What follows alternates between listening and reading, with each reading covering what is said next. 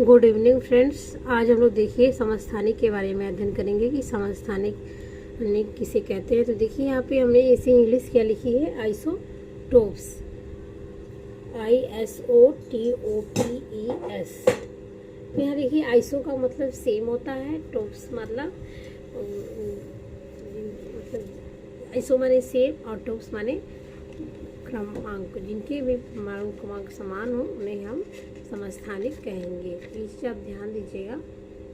और जैसे कहीं भी अगर आइसोटोप, आप इस एग्जाम्पल को देखिए, अगर आइसोटोप्स लिखा है, ये मतलब किसे बना है, तो आइसो मीन्स सेम होता है। क्या होता है? सेम। और ये टोप्स माने एटॉमिक नंबर, एटॉमिक नंबर। ये ट्रिक हम आपको बता रहे हैं याद करने का कि जिसका परमाणु क्रमांक समान हो, जिसका क्या हो, परमाणु क्रमांक समान हो, उसे हम क्या कहेंगे? समस्थानिक, या इसको इंग्लिश में आइसोटोप कहेंगे। क्या कहेंगे? आइसोटोप्स। इस तरह से अगर आप याद करेंगे पेपर में तो आपको दिक्कत नहीं होगी। और ये देखिए, और समभारी किसे कहते हैं पहले समझ लेते हैं, फिर इसकी डिफिनेशन और एग्जाम्पल देखते हैं। समभारी को इंग्लिश में हम आइसोबार कहते हैं। क्या कहते हैं? आइसो। तो यहाँ आइसो मतलब सेम और बार्स मतलब उसका एटॉमिक मास। क्या होता है? एटॉमिक मास मतलब ऐसे तत्व या परमाणु जिनके परमाणु भार क्या हो, समान होंगे, या द्रव्यमान संख्याएं समान होंगी, उन्हें हम क्या कहेंगे? आइसोबार्स इंग्लिश में, या हिंदी में समभारी। और सम न्यूट्रॉनिक मतलब आइसोटोन्स जिसको कहते हैं सम न्यूट्रॉनिक। देखिए इसको हम इंग्लिश में न्यूट्रॉन्स कहते हैं। ठीक, इस प्रकार से हम समझेंगे। तो देखिए हम इसको परिभाषा के तौर पे देखते हैं। तो किसी तत्व के भी परमाणु जिनकी द्रव्यमान संख्या क्या हो, भिन्न हो। अब इस चीज़ का ख्याल रखिएगा कि जब समस्थानिक रहेगा तो उसका परमाणु क्रमांक समान रहेगा, लेकिन उसकी द्रव्यमान संख्या जो होगी भिन्न भिन्न होगी। तो हमने यहाँ इस डिफिनेशन में पहले द्रव्यमान संख्या भिन्न भिन्न बताया है, और परमाणु क्रमांक को हमने क्या किया है? समान होता है, समस्थानिक कहलाते हैं। अगर आप एग्जाम्पल के तौर पर लिख लेंगे तो आप जानते हैं हाइड्रोजन की 3 समस्थानिक पाए जाते हैं, 1s1, 1s2, 1s3। 1s1 को हम प्रोटियम कहते हैं, 1s2 को ड्यूटेरियम कहते हैं, और 1s3 को हम ट्राइटियम कहते हैं। इस सब में सभी देखिए नीचे जो भी लिखा गया है हाइड्रोजन के नीचे साइड में, ये परमाणु क्रमांक कहलाता है, और जो ऊपर साइड लिखा गया इसको द्रव्यमान संख्या कहिए, परमाणु भार कहिए। अब देखिए समस्थानिक शब्द का जो प्रयोग था सर्वप्रथम सोडी वैज्ञानिक ने इसको दिया था, जिसका अर्थ समस्थान, जिसका स्थान समान होता है, जिसको पहले ही आपको बताएं। और समस्थानिक को और सारणी में स्थान जो है वो समान दिया गया है, मतलब समान स्थान पर को रखा गया है। अब यहाँ समस्थानिक से संबंधित कुछ प्रमुख तथ्य हैं उसको याद करने के लिए, जो हमारे परीक्षाओं में बहुत काम आता है। तो देखिए समस्थानिकों में इलेक्ट्रॉनों तथा प्रोटॉनों की संख्या समान होती है, किंतु न्यूट्रॉनों की संख्या क्या होती है?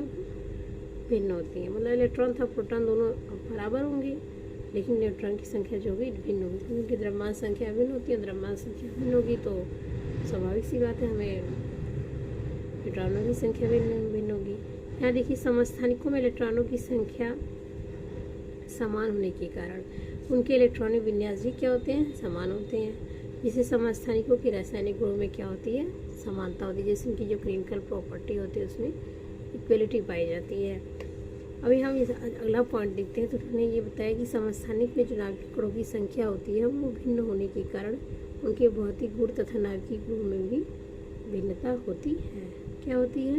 भिन्नता होती है। अब हम यहाँ अगला पॉइंट देखते हैं। अगला पॉइंट इसका देखिए, किसी तत्व के वे परमाणु के नाभिक से एक अल्फा कण जब निकलता है और 2 बीटा कण के उत्सर्जन से उसका समस्थानिक ही प्राप्त हो जाता है। मतलब किसी तत्व से अगर एक परमाणु रहा है तो उसका समस्थानिक ही प्राप्त हो जाएगा, बस उसके परमाणु द्रव्यमान में या उसके द्रव्यमान संख्या में डिफरेंट आएगा। पुनः वह, जैसे आप यहाँ रेडियम को लिए, रेडियम का 88 परमाणु क्रमांक होता है और परमाणु भार 226 होता है। हमने यहाँ से इसमें क्या होता है? एक अल्फा कण। तो एक अल्फा कण निकालने पे उसके परमाणु क्रमांक में 2 की कमी और इसके परमाणु भार में चर की कमी होती है। यहाँ देखिए इसकी परमाणु क्रमांक 88 था, तो यहाँ 86 हो गया, और यहाँ 226 था, 200। अब एक अल्फा बीटा कण निकालते हैं, जबकि यहाँ पर हमको 2 बीटा कण निकालना, तो बारी बारी निकालेंगे। तो यहाँ समझने के लिए तो हमने यहाँ एक बीटा कण को निकाला। देखिए जब किसी पार्टिकल से एक बीटा कण निकलता है तो उसके परमाणु द्रव्यमान में कोई वृद्धि नहीं होती, लेकिन उसके परमाणु क्रमांक में 1 की वृद्धि होती है। यहाँ पे देखिए 86 था, तो यहाँ पे 87 हो गया, तो ये फ्रांसियम हो गया। फ्रांसियम का परमाणु क्रमांक 87 और 222 परमाणु भार होते हैं। अब पुनः यहाँ से एक बीटा कण निकालते हैं, मतलब यहाँ 87, इसको तो एक और कम करेंगे, एक और इंक्रीज करेंगे, क्योंकि आप जानते हैं बीटा कण निकलने से उसके परमाणु क्रमांक में वृद्धि होती है और परमाणु भर में उसके कोई परिवर्तन नहीं होता है। तो इस प्रकार से हमें ये परमाणु पुनः यह प्राप्त हो गया। तो ये याद करने का तरीका है, किसी भी तत्व से जो एक अल्फा कण और 2 बीटा कण निकलेगा तो उसका समस्थानिक स्वयं प्राप्त हो जाएगा। उस पर उसके परमाणु भर में ये डिफरेंस आप पाएंगे, यहाँ 222 और ये 226 है। अब यहाँ देखिए 6 पॉइंट, समस्थानिकों की रासायनिक सक्रियता में भी भिन्नता होती है, मतलब जो उनकी केमिकल एक्टिविटी होती है, रिएक्टिविटी कही है, वो भी भिन्नता होती है हर के समस्थानिकों के अपेक्षा। तो यहाँ देखिए इस तरह से आप जब किसी भी मतलब तत्व से आप एक अल्फा कण और 2 बीटा कण निकालेंगे तो स्वयं वो तत्व प्राप्त उसका समस्थानिक प्राप्त होगा जिस तत्व से आप निकालेंगे। ठीक, फिर अगला पॉइंट उन्होंने ये बताया कि समस्थानिक की जो रासायनिक सक्रियता में भिन्नता होती है उसकी है, मतलब उनकी जो रासायनिक सक्रियता होती है उसमें विभिन्नता होती है, केमिकल एक्टिविटी या रिएक्टिविटी आप कहिए। और जो हल्के समस्थानिकों की अपेक्षा भारी समस्थानिक की रासायनिक सक्रियता क्या होती है, कम होती है। एग्जाम्पल के तौर पर अगर यहाँ लिया जाए तो 1H1 और 1H2 की रासायनिक सक्रियता कम होती है।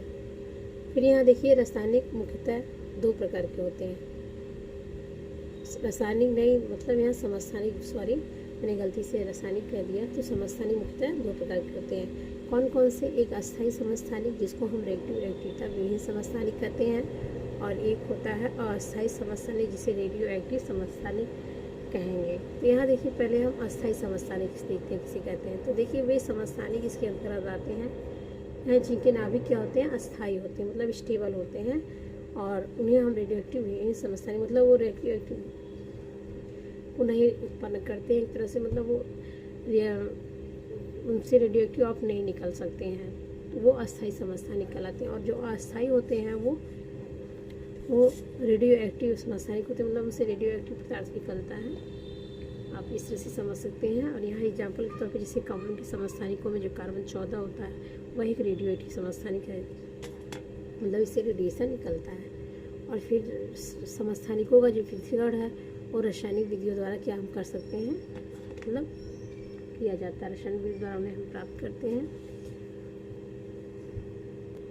फिर यहाँ देखिए उन्होंने अगला पॉइंट ये बताया कि रेडियो एक्टिव समस्थानिकों का उपयोग कृषि और चिकित्सा क्षेत्रों में अत्यधिक होता है, मतलब ये 2 क्षेत्र में सबसे अधिक होता है, कृषि के क्षेत्र में और चिकित्सा के क्षेत्र में। यहाँ जैसे देखिए कुछ एग्जाम्पल के रूप में आपको बताया गया, जैसे कोबाल्ट जो 60 होता है उसका प्रयोग हम कैंसर के इलाज में करते हैं, और आयोडीन जो 121 होता है उसका प्रयोग हम थायराइड ग्रंथि के इलाज में करते हैं। और जो कार्बन 14 का प्रयोग होता है वो ट्रेसर तकनीक जिससे चट्टानों की आयु ज्ञात की जाती है, ये चीज़ यहाँ ध्यान देंगे। अब हम यहाँ देखते हैं संभारिक, कि संभारिक किसे कहते हैं। तो देखिए भिन्न भिन्न तत्वों के वे परमाणु जिनकी द्रव्यमान संख्याएँ क्या होती हैं, समान होती हैं, आपको हमने पहले बता दिया, और परमाणु क्रमांक क्या होते हैं, भिन्न, और संभारिक आते। तो आप समस्थानिक को याद करिएगा, अच्छे संभारिक को, उससे डिफिनेशन याद हो जाएगा। यहाँ एग्जाम्पल के रूप में देखिए 1H3 और 2H3, यहाँ संभारिक से संबंधित कुछ पॉइंट है, इसको आप देख लीजिएगा आप लोग।